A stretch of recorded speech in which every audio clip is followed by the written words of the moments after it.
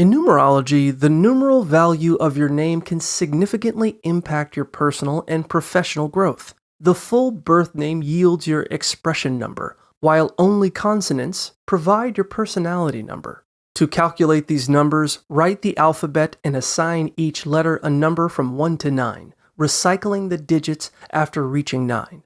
Use your complete birth name, including any middle names and legal changes, to match each letter with its corresponding number, then sum these values. If the result is a double-digit number, reduce it to a single digit, but keep the master numbers 11, 22, or 33 intact for deeper insights into your personality. Once you have your name number, you can explore its meaning in a numerology chart, which can offer valuable insights into your character. Additionally, you can derive your soul and personality numbers by focusing on vowels and consonants respectively. If you're unhappy with the results, you can always consider changing your name to alter your name number.